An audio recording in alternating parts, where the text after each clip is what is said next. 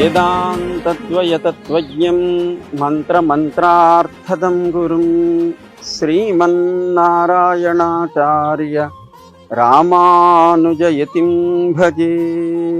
స్వతంత్ర ఉద్యమ సమయంలో అటు స్వాతంత్ర సమరంలోనూ ప్రవేశాన్ని కలిగి ఆ తర్వాత ఆధ్యాత్మిక ప్రపంచంలో ఒక అద్భుతమైనటువంటి పునాదిని వేసినటువంటి మహనీయులు పరమ పూజ్యులు శ్రీ శ్రీ శ్రీ త్రిదండి శ్రీమన్నారాయణ రామానుజీయ స్వామి వారు. యావత్ ప్రపంచంలో విశిష్ట అద్వైత సిద్ధాంతాన్ని, రామానుజ వైభవాన్ని చక్కగా ప్రకటిస్తున్నటువంటి మహనీయులు, మనందరికీ కూడా ఆచార్యులు, ఆరాధనీయులు పరమ పూజ్య శ్రీ శ్రీ శ్రీ త్రిదండి శ్రీమన్నారాయణ రామానుజీయ స్వామి వారు.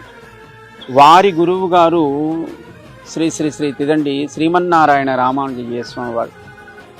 ఈ శ్రావణ మాసంలో వారు కూడా అవతరించినటువంటి ఒక ఉత్సవాన్ని మనం జరుపుకోబోతున్నాం. ఆగస్టు 13 శ్రావణ మాసంలో ఉత్తరాభాద్ర నక్షత్రంలో స్వామి అవతరించారు.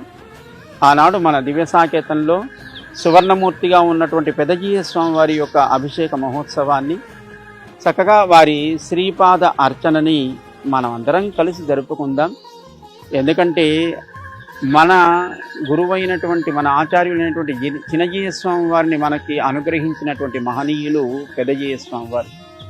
వారు ఎన్నో లోకోపకారకమైన కార్యక్రమాల్ని వారి కాలంలో చేసినట్టుగా పెద్దలు ఇప్పటికీ కీర్తిస్తూ ఉంటారు. 108 శ్రీరామ క్రతువులను వారు నిర్వహించారు.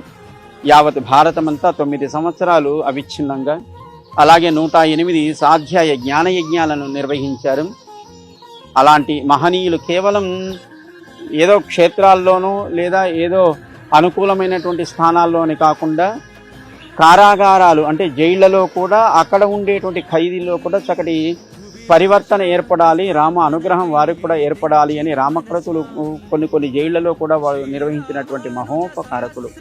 వారు అవతరించినటువంటి ఈ శ్రావణ మాసపు ఉత్తరాభాద్ర 13 ఆగస్టు మన దివ్య సాకేతంలో చక్కగా స్వామి యొక్క సేవని మనమంతా జరుపుకుందాం. పెదజీయ స్వామి వారి యొక్క శ్రీపాద అర్చనని అందరూ కూడా వచ్చి పాల్గొని తరించవలసిందిగా ఆహ్వానాన్ని తెలుపుతూ జై శ్రీమన్నారాయణ.